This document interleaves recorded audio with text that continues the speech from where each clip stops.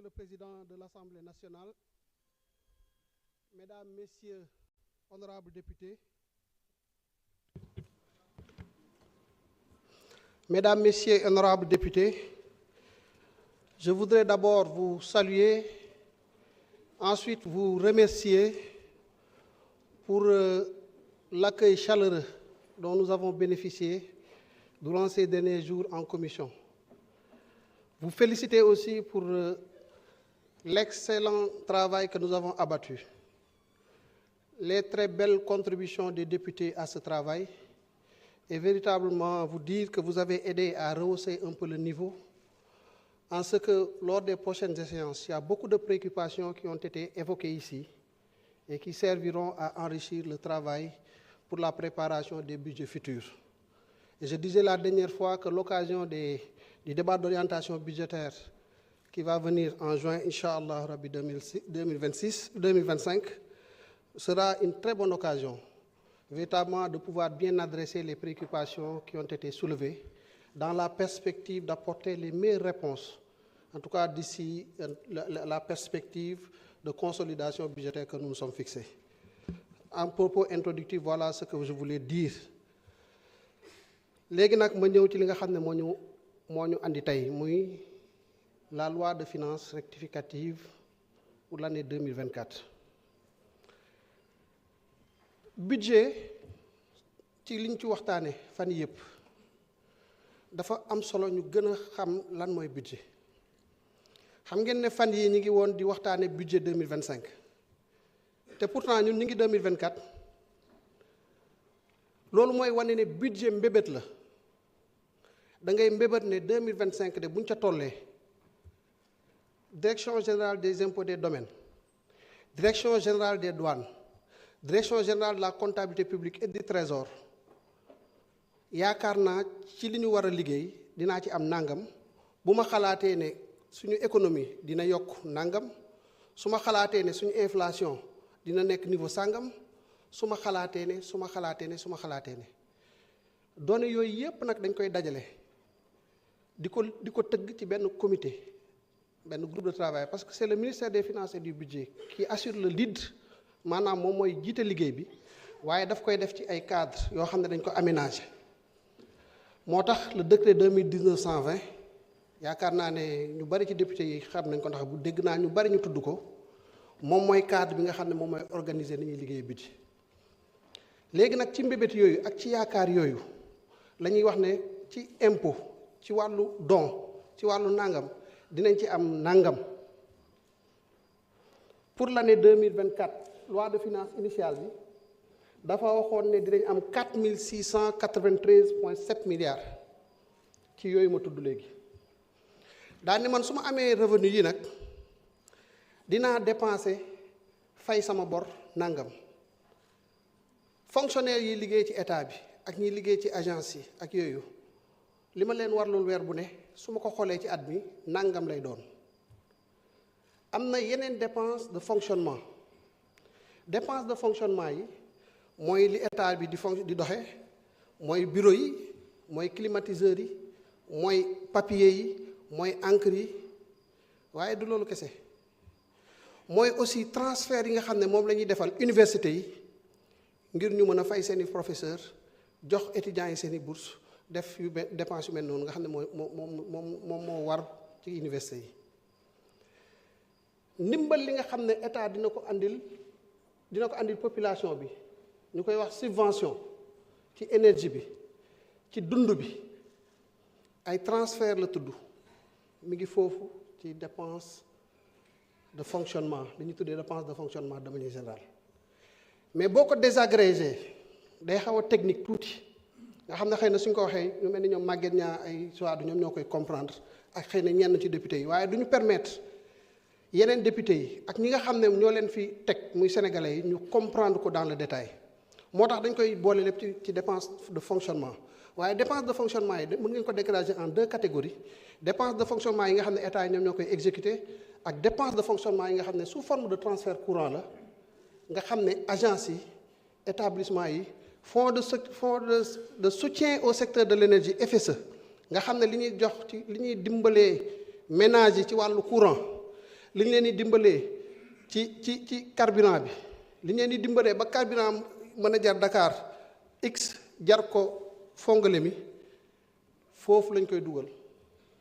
ma profité ci rek répondre ci quelques questions yu jàpp ne les dépenses de fonctionnement ont augmenté pour leur dire que effectivement les dépenses de fonctionnement globalement ont augmenté mais nekkul dépenses yooyu nga xam ne ci jënd carburant la ci climatiseur la ci papier la ci encre la ak yooyu li ci yokk wax nga 190 ak et quelques milliards mais considérez ne li ñu dimbalee waatee secteur de l'énergie c'est 289 milliards loolu lu leer la loo xam ne mi ngi fi ma profité waale ci rek ci wax ne effectivement mécanisme yi ñu ko jaarale et je réponds par là à la préoccupation de l'orthodoxie budgétaire bi ñu posé violé wul les dispositions de la loi 2020-07 en aucun cas mooy loi organique relative aux lois de finances violé wu ko parce que loi boobu moo prévoir ne mën nga def loi de finances rectificative article 47 je pense l'honorable député Ayib Daffé wax na ko waaye permettre na la nga jël ay mécanismes utiliser ko pour exécuter sa dépense yooyu compte tenu de l'urgence wala compte tenu du contexte boo ci jugee nag nga ñëw fii assemblée nationale jébbal ko député yi ñoom ñooy voté bu leen neexee ñu voté bu leen neexee ñu ne ni nga kii lii wala lii wala lii léegi nag li ñu ci bëgg a wax mooy loolu mécanisme boobu c'est par le mécanisme des décrets d'avance donc loi de finances prévoir na ko sur l'énergie moom lañ def sur les élections ainsi de suite toutes les dépenses yu ñu def amul ci benn boo xam ne wàcc na yoon parce que kat ñun mënuñu ñëw ne dañoo bëgg yoon bi ñu wàcc ñu delluwaat ba noppi buñ ko wàccee gauche après wàcc ba yéeg après ñu wàccee ko droite déedéet dañoo bëgg suñu tegoo ci yoon bi ñu jéem a fexe des ci yoon bi du ñàkk gaa sax ne léeg-léeg nga dajeeg loo xam ne pour moytu ko di nga xaw a kii waaye ala kulli xaalin li nga xam ne ñun mooy suñu yitte mooy suñu mbébét ci ni ñu fas yéene doxalee mbir yi tant que ñu ngi fi nekk mooy teg ko ci li nga xam ne moom la teg si yoonal loolu mooy li nga xam ne bëggoon naa ko tontu ci loolu moom mooy loi de finances rectificative am na ay préoccupations yu bari yu fi ñëw xam naa ne répondre ko ci temps bi ñu kii benn par benn day jafe dañ koy catégoriser ñu essayer répondre ci yooyu audit finance publique bi ñëw na fi lu bari ci interpellation député yi li ma ci bëgg a wax lu simple la audit yi amul lenn lu ko tax a jóg lu dul respecter textes yi respecter loi yi nga xam ne moo ñu tënk député Ayib Daffé wax na ko dafa am Sénégal day dund ci organisation bu ñu tuddee UEMOA seq ko ak yeneen juróom-ñaari réew ñun ñëpp ñuy juróom-ñetti réew yooyu ñoo décidé ci façon bi ñu doxee te ànd ci déggoo ci ne dañuy tëgg lu ñu tuddee code de transparence dans la gestion des finances publiques c'est la directive numéro 1/2009 CM comme conseil des ministres de l'UEMOA du 22 mars 2009 portant code de transparence dans la gestion des finances publiques moom moo posé principe bi réew mu nekk nag da nga ko war a internaliser ce droit positif le Sénégal mi ngi ko internaliser ci benn loi de 2012-22 du 27 décembre 2012 nga xam ne ci article ci annexe bi point 1.7 moo ne gouvernement bu ñëw ci réew régime bu bees bu ñëw ci réew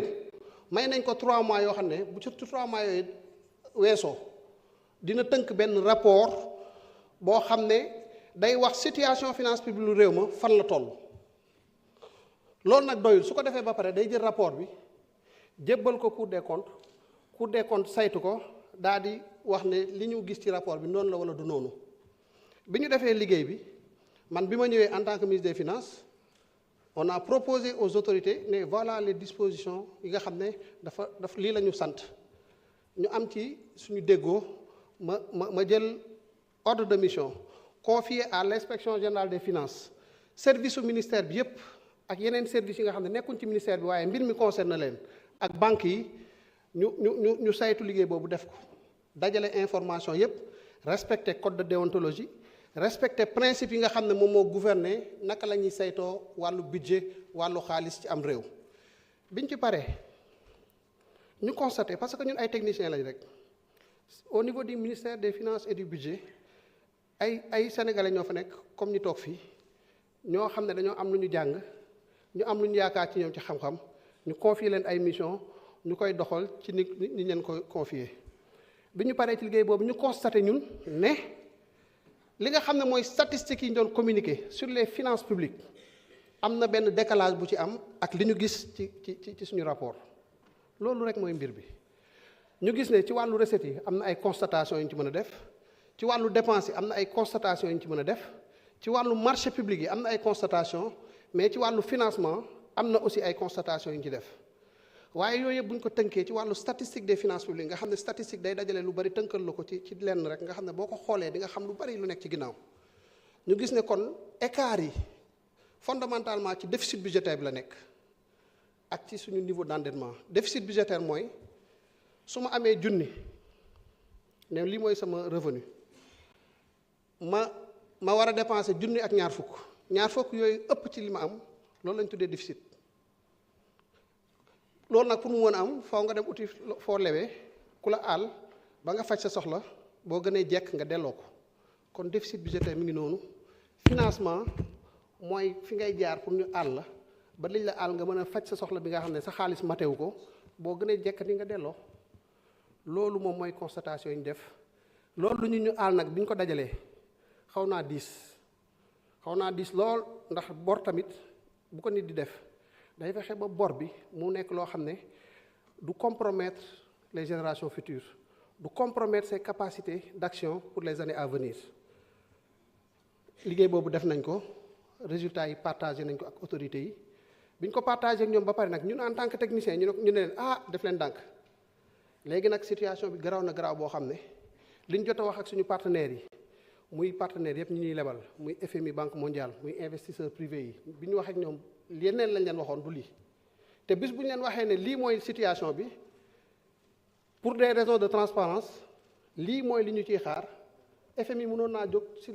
30 jours yi ci topp ne li ma leen mësal lebal lépp te fayagoo leen ma ko fay leen ma ko léegi Banque mondiale mënoon naa def loolu partenaires yi ñu lebal yëpp mënoon na def loolu nga xam ne man ministre des finances sama responsabilité woon bi ma tegee lii ci kanamu kilifa yi ma tegal leen lii nag ci kanamu kilifa yi nee nag léegi yéen xool yéen yor baat bi yéen a xam nu ngeen di doxalee ma toog di leen déglu biñ ko defee taxuñ sax di xalaat dañ ne ñun partenaires yi baax nañu kuñ ci war a ànd nañ ci ànd ak yow waaye réew mi suñu Sénégal dañoo def confiance am lu ñu dénk te responsabilité bi li ci jiitu mooy li ñu dénk ñu wax leen ne fii lañ ko fekk donte am na leneen lu mën a kii léegi nag nañuy def suñuy pexe waxtaan ak ñi ñu ko seqal luñ ñu teg ñu xam ne loolu la ñun ñu takk suñu digg xam ne foofu la ñuy tàmbalee jéem a jëm kaw loolu moo am et ça c'est un courage qu'il faut saluer biñ ko waxee jël naa temps boo xam ne ëpp na 1 mois man en tant que ministre des finances pour attirer l'attention faire des études faire des notes pour alimenter parce que aussi mécanisme da nga koy alimenter machine da nga koy alimenter ba lépp loo xam ne décision bu ñu jël la mu nekk décision boo xam ne kilifa yi ñoo ko jël en toute responsabilité et en toute transparence loolu moo ci xew kon li ñuy wax lépp xamoon nañ ko man mii di wax ak yéen man en tant que ministre des finances maa def une équipe bu ndaw ñu dem Washington bi journaux yi di wax naan Washington nangam booba man maa ngi Washington di waxtaan ak ñoom j'ai rencontré le directeur du département Afrique nga xam ne moom mooy suñu homologue moom la ñuy waxal foofu rencontré le DGA ne ko attention situation réew mi fii la toll lii nag lañ daan wax waaye dëgg-dëgg bi ñu ko saytoo fii la mbir mi toll nee nag waaye nag wax dëgg yàlla lii nii nga xam ne attiré nañ ci seen attention dëgg-dëgg am na jamono joo xam ne am na député bu nekkoon fii assemblée nationale bindoon na leen yéen ne leen ci problème bi am na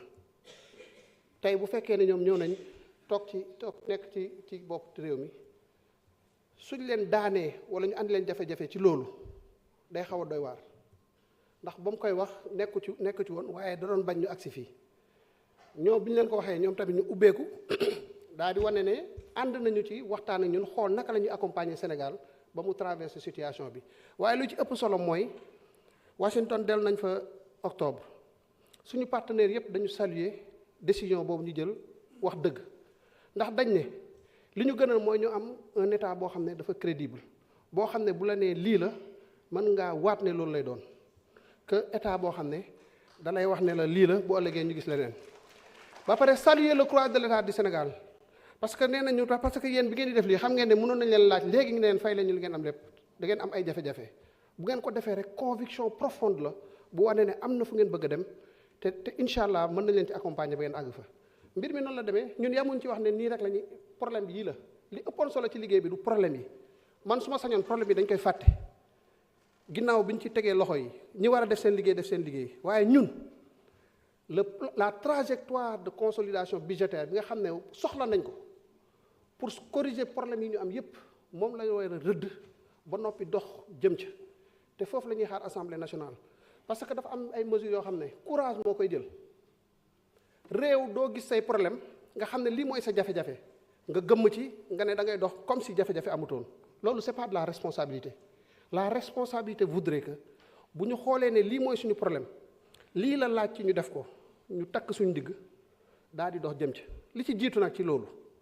mooy suñuy recette ndax naam balaa nga naan naam ne fa balaa ngay dépenser da ngay yor dara loolu daf ñu war a woo un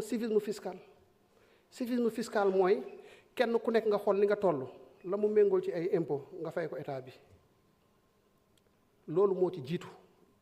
message boobu ñu ngi koy porter ñu ngi bëgg ci école yi ñu dugal ci ñu introduire le civisme fiscal dès l'école primaire ngir suñu xale yi ñu waajal leen demee ñu am un nouveau type de citoyen qui soit en phase avec les règles et principes de citoyenneté loolu ñu ngi ci waaye député yi war nañu aider à porter ce message là civisme fiscal bi daf ñuy permettre ñu améliorer nos capacités de mobilisation de recettes loolu mooy njëriñam waaye ñun tamit en tant que administration am nañ loo xam ne xam nañ ko te nañ ci dox am na député yu ko wax am nañ un code général des impôts et des domaines qui nous permet de mobiliser des ressources ñuy góorgóorlu ba profitoo ci pour rendre leen hommage ba noppi wax leen ne les recettes n'ont pas baissé différence boobu tamit il faut ñu def ko les recettes ont augmenté parce que 2023 boo ko comparé ak 2024 on a fait un bond de 8,8% en termes de mobilisation de recettes à date moment bi may wax ak yéen waaye 8,8% moo ëpp taux de croissance bi ñuy xaar cette année kon administration bi yokk na recettes yi mu ëpp sax ni croissance économique bi yokkee waaye bu ñuy wax ne par rapport aux prévisions la ñuy wax dañoo njortoon ne dinañ am junni waaye ñu gis ne xëy na suñu njort nag fi ñu ko tegoon dëgg-dëgg dañ koo tegoon xëy na suñu bànneex wala dañ koo tegoon ci leneen ay yaakaar yoo xam ne xëy na yu wër la woon waaye bi ñu accès ci date bi nag gis nañ ne wax dëgg yàlla yaakaar yooyu ñu amoon matut niñ ko bëggee woon loolu rek mooy question de sincérité budgétaire foofu lay amee sens léegi fi muy amee sens mooy ñu xool li ñu yaakaaroon ak li ñu am ban différence la am différence bi dafa rëy ba toll ba jéggi dayoo lan moo war a tax ci argument yi ñu taxawoon yi ñu tegoon suñu tànk ci hypothèse yi nga xam ne moom lañ fondé woon suñu prévision lan moo fi xew loo xam ne lu mën a justifier écart bi la su fekkee ne dara lu mën a justifier écart bi amu fi su boobaa dañuy xam ne dëgg-dëgg kon sincérité budgétaire dafa posé wu parce que xëy na bi ñu koy def xamoon nañ ne amuñu argument yëpp ak yooyu te loolu nag liggéey bu solo dinañ ko ci defal pour corriger yooyu xalaat nañu am benn entité moo xam autorité lay doon wala kii consultatif boo xam ne nag ginnaaw bu techniciens yi liggéeyee ñoom dañuy saytu les statistiques des finances publiques nga xam ne entité boobu ñun xalaat nañ ne président de l'Assemblée nationale mën na cee bokk fekkante fa ak président de la Cour des comptes ñu tànn ay député tànn directeur général budget directeur général de la comptabilité publique et trésor ainsi de suite ANSD DGPPE ñooñu bu ñu fa nekkee ak xam-xam bi ñuy am dimbale aussi les autorités politiques ñuy saytu ne statistique lii bii ñu waxoon yan woon na maanaa wala yan wut maanaa loolu dinañu dimbale ba ni ñuy doxee ci mbir mi mu gën a jaar ci yoon loolu rek mooy mbir mi recettes yi moom jàpp leen ne code général des impôts code général des douanes janvier février liggéey bi tàmbale balaa ñoo dugg avril wala balaa ñoo sori ci avril war nañoo am ay idées yu gën a leer ci ban code général des impôts la ñuy am ndax code général des douanes boobu méngoo na ak économie bi méngoo na ak transactions yi ni muy demee ndax mi ngi jël en compte les secteurs véritablement qui portent la croissance économique au Sénégal liggéey boobu ñu ngi ciy dem terme de référence yi defar nañ ko comité yi ñu ngi liggéey commencé xool naka la ñuy déployer woo pour moo kii loolu moo ñuy andi xaalis du ñu am foofu dañuy def digitalisation digitalisation mooy xarala yu bees yi naka la ñuy fexee ba tey impôt douane trésor interopérabilité entre les systèmes commerçant bi dem dédouané fële ci direction générale des impôts et domaines bu ñëwee comme moom dafa am ci buntu bu muy jaar faaw ñu teg ko loxo ndax conteneur bi mu yor pour mu génn il faut moom fu mu jaar bu fa ñëwee di jaar ñu xool ba xam moom nekk na en règle wala nekkul en règle bu fekkee groupement la ñan la ko seqal pas pour sonal leen waaye ñiy yëngatu ci réew dañ leen war a xam aider leen à la formalisation dañ leen war a xam accompagner leen à travers des centres de gestion agréés pour ñu xam lan mooy fiscalité lan mooy njëriñam ci réew ak ñoom naka la ñuy fexee ba gën a mën a contribuer à l'effort de consolidation nationale. Voilà ce que nous comptons faire dans le secteur de la mobilisation des recettes. Dépenses yi bari nañu trop am nañ solo waaye xëy na am na liggéey boo xam ne war nañ ko ci mën a def en termes de rationalisation. Sur la dette publique la ñuy commencer mooy suñu bor yi diis na wax ngeen ko fii yéen ñëpp gis ngeen ko on est à plus de 3 000 milliards de service de la dette bu ñu jëlee principal bi ñu remboursé ak intérêt yi. Il y a un travail à faire à ce niveau-là bor la waaye loolu la ñuy tuddee la gestion active de la dette bu ñuy wax gestion active de la dette mooy nekkul ne ñu bañ a fay suñu bor parce que ça c'est important de le dire parce que loolu tamit les partenaires qui nous accompagnent dañu soxla xam mooy ne naka la ñuy fexee ba li ñuy war a fay par weer par année ñu waxtaan ak ñi ñu ko seqal ba mën a jënd bor yi nga xam ne dafa diis ci atum 2025 par exemple 2026 2027 ñu ciblé ci bor yi nga xam ne dafa diis ñu def ko ci ay conditions yu diis ñu jënd leen ci ay conditions yu gën a favorable ba noppi sànni leen wala tas leen ci période boo xam ne li nga ciy fay dina gën a am yërmande ba permettre la yow ci diggante bi nga am benn marge budgétaire li ñuy wax marge budgétaire benn couloir bu bees wala benn tiroir bu bees boo xam ne di nga fa mën a génnee di nga ko mën a xëcc nga def fa ay dépenses yoo xam ne dina dimbale réew mi mu gën a soqaliku notamment les dépenses qui sont dans le cadre de la vision 2050 si dépenses yi ci loolu la ñu bëgg a def ci dette bi ci masse salariale bi diis na lool bu ñu waxantee dëgg respecté tuñ sax le critère de convergence de l'UEMOA bu bëgg que ne la masse salariale comparée aux recettes fiscales mu nekk autour de 35% respecté tuñ ko depuis 2022 lu ko waral mooy ne à partir de 2022 bon bien avant gisoon nañ ne suñu masse salariale mi ngi yokk ci rythme bu xaw a am doole waaye à partir de 2022 dafa jël benn quand même le mathématicien yi mën a woowee point d'inflexion maanaam dafa jékki-jékki rek mu jël ascenseur bi léegi nag naka dañuy def ba comprimer ko ay perspectives de recrutement la dañuy xool ci recrutement yi ñu envisager yëpp lan moo ci mën a xaar lan mooy lu urgent ñu kii en attendant ñuy développer suñu capacité de mobilisation des ressources qui nous permettront véritablement de faire face sur les dépenses de fonctionnement liggéey bi tàmbale na xëy na jaruma ci dellusiwaat sur les dépenses d'investissement tirage sur ressources extérieures dafa bari waaye il faut ngeen xam ne ay financement la yoo xam ne négocier nañ ko mu war a permettre ñu faire face à nos engagements vis-à-vis du peuple sénégalais financement yi tirage extérieur ay financement yu baax la yu concessionnel léegi nag problème mu programmation rek la woon dañ ne woon cadrage bi dafa ne woon 445 milliards moom la ñun bi ñu gisee exécution yi ñu gis ne on est à 1135 milliards li ko waraloon rek mooy daf ci amoon loo xam ne daawuñu ko communiquer daawuñu ko intégrer ci statistiques yi li ñu bëgg a def mooy revue de portefeuille mooy nga jël projet bi nga teg ko sur la table nga xool est-ce que projet bii baax na par rapport ak les nouvelles orientations des autorités est-ce que dinañu permettre fi ñu bëgg a dem ñu àgg fa su dee waaw ñu àggale su dee ne xëy na baax na waaye am na autorités yu bees yi am nañ yu gën a far su boobaa dañuy réorienter financement yooyu rek jëmale ko feneen mu financer d'autres projets du plan dans un premier temps dina xaw a inverser la trajectoire véritablement de souveraineté du financement de nos investissements mais à terme à l'horizon 2027 on va inverser le solde net de gestion qui est une statistique qui nous renseigne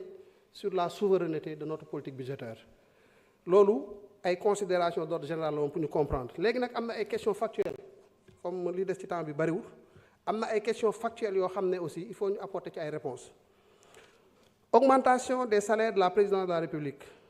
question la bu ñuy poser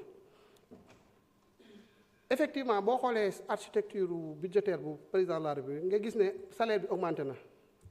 du caagi nag rek augmenté na que da nga naan pour fay ay kii politique la ak yooyu déedéet da ngay wax dem ci détail nga xool augmentation bi lan moo ko wundu bi ñu xoolee dañu gis ne gouvernance militaire du palais am na solo wala amul solo bu dee am na solo salaire am palais la war a nekk ñu dugal ko fa OFNAC nga xam ne rattachement présidence la nekk ndax liggéey bi muy def am na solo salaire ni fa nekk fu mu war a nekk présidence ñu dugal ko fa état-major particulier du président de la république am na solo salaire yi foofu mu nekk foofu délégation générale au renseignement national salaire am faw ñu am fu ñu ko dugal comme présidence la nekk présidence lañ koy bàyyi loolu moom mooy salaire yu augmenté ci salaire présidence de la république et de manière très claire et précise les détails ku ko bëgg mën nga koo xam am na député Samba Dang honorable Samba Dang bu doon wax ci vivre de soudure yi parce que mi ngi gis ne dina am ay goxaan yoo xam ne seen mbay xëy na demeewul noonu te bu li ñu yor bu ñu ko jaayee dugal ko ci seeni priorité seeni dund dina mën a am ay jafe-jafe mu ne il faut ñu xalaat à des vivres de soudure la déclaration de risque budgétaire qui est un document annexé au projet de loi de finances loolu moom moo ko tax a jóg li ko tax a jóg mooy ne ñun suñu bopp xam nañ ne ni ñuy doxee nous sommes dans un environnement plus ou moins incertain pour plusieurs facteurs ay facteurs climatiques transition écologique ay facteurs macroéconomiques les facteurs d'incertitude sont nombreux ñu ne léegi dañuy préparer benn enveloppe boo xam ne bu ci benn ci facteurs yooyu amee ñu xool naka la ñuy réagir pour mën a faire face au moment où je vous parle il y a 18,1 milliards yoo xam ne dañ ko mettre en place noonu pour faire face à d'éventuels risques budgétaires donc li muy wax bu amee dans un premier temps dañ mën a xool effectivement comment faire face à ces urgences-là le moment venu après avoir apprécié la situation. Concernant l'assistance aux ex-détenus autres victimes de la période préélectorale loolu nag damay tàmbalee ci bu ma ko lié ak li ñuy wax ci inondation yi parce que yëpp ay formes d'assistance la ma wax ne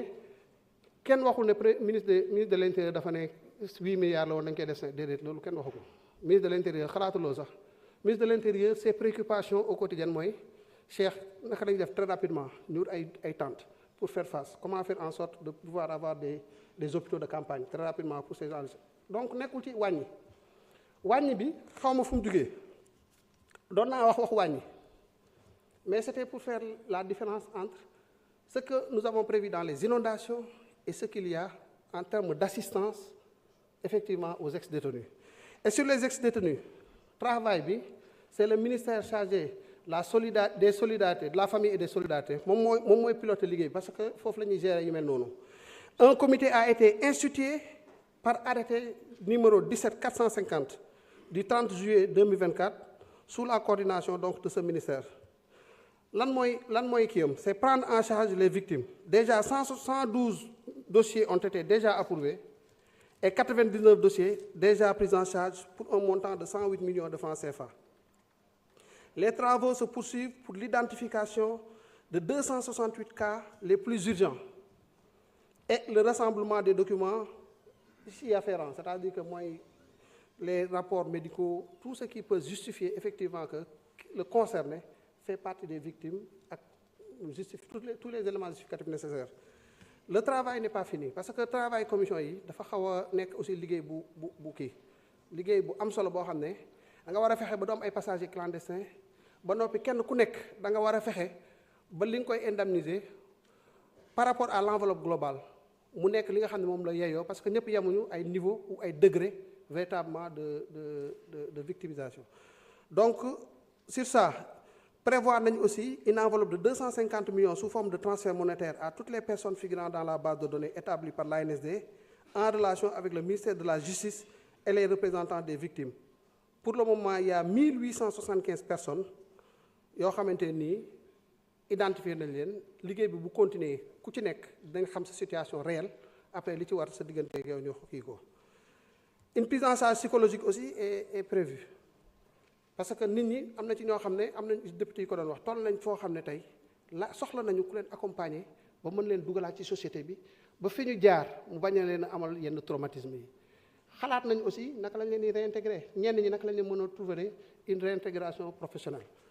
Alors je vais en profiter aussi avant temps bi di jeex pour répondre à une question que je trouve importante de Guy Marius Sagna concernant les députés du PROMAF les agents du PROMAF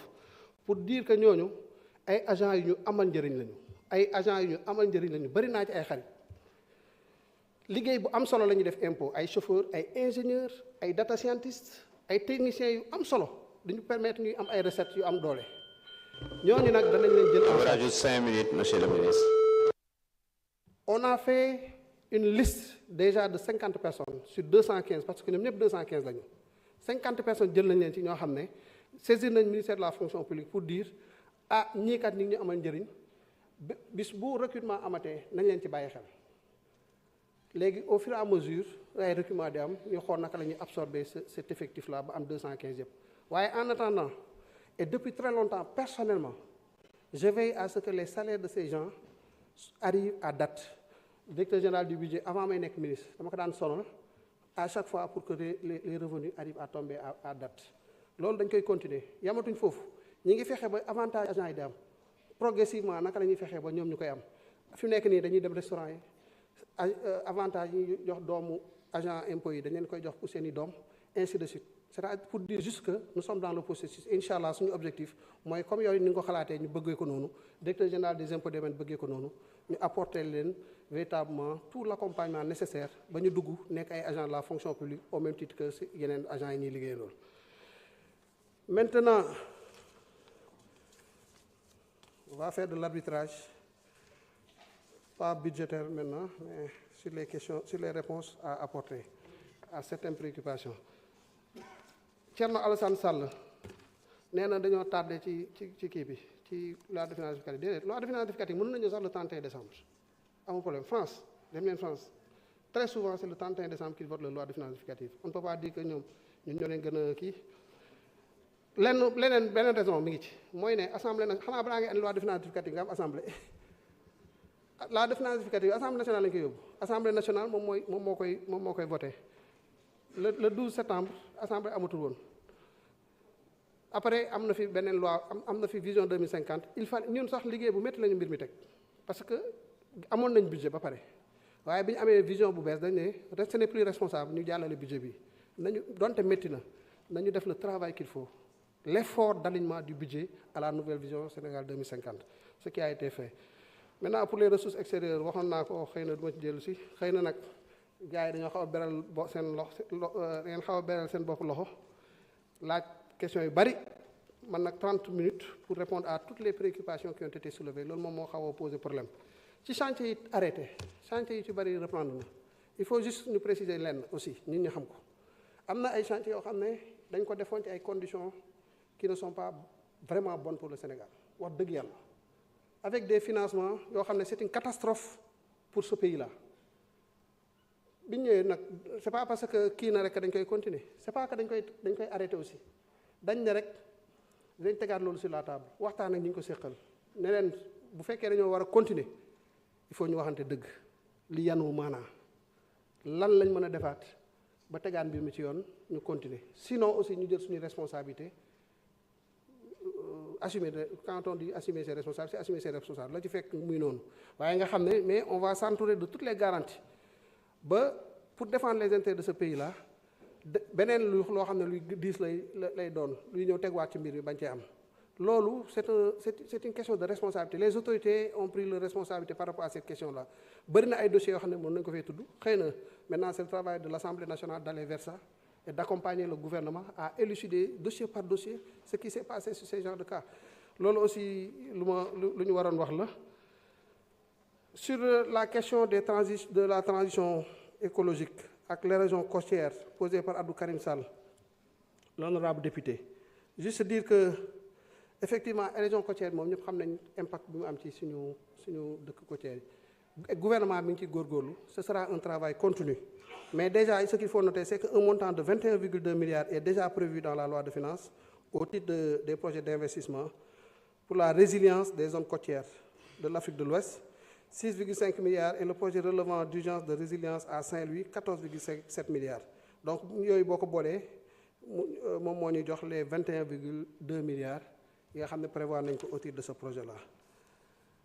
Sur l'indemnisation des victimes je suis déjà revenu sur les projets de question Racky Diallo honorable député Abdou Karim Sall travaux route d'Andemayo à l'arrêt bon les travaux ont repris sur ces axes-là quand même il faut le dire en 3 lots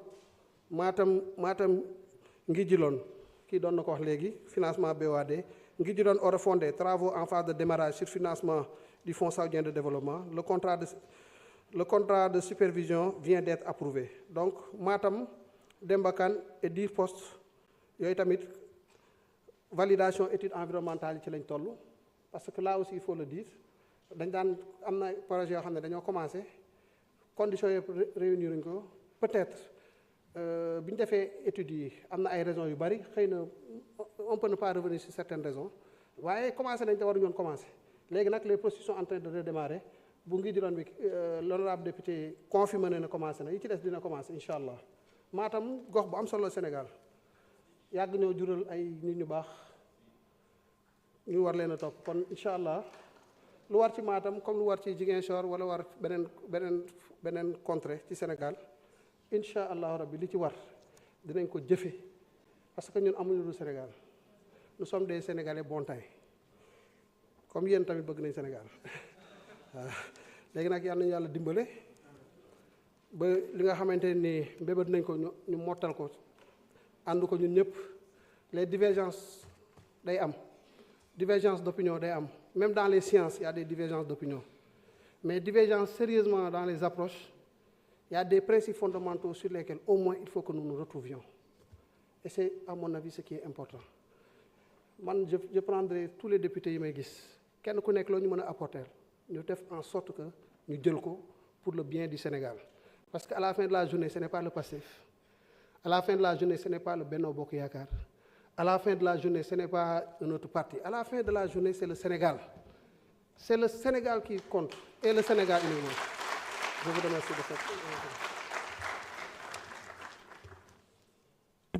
waaye nag taale Pastef